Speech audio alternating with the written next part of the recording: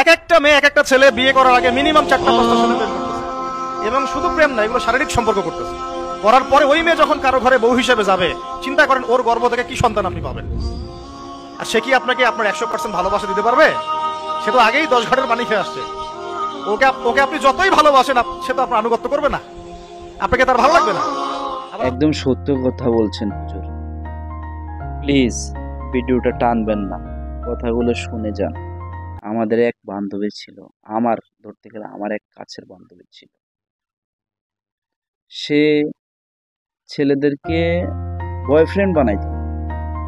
ও শুধু বলতো তুই শুধু আমার জাস্ট ফ্রেন্ড, আর কিছুই না।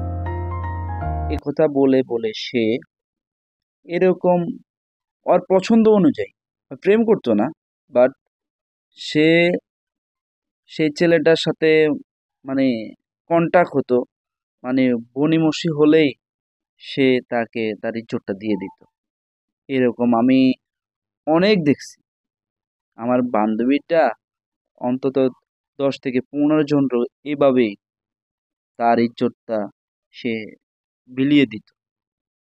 আল্লাহ মাফ করুক, আমি তার ফাঁদে পড়ি নাই। সে আমাকে হয়তো ফ্রেন্ডই ভাবছে, অন্য কিছু ভাবে নাই।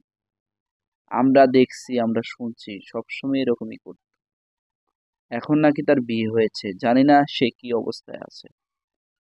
হুজুরের এ কথা কলিজায় লাগিয়ে গেছে, এই জন্য ভিডিওটা শেয়ার করলাম।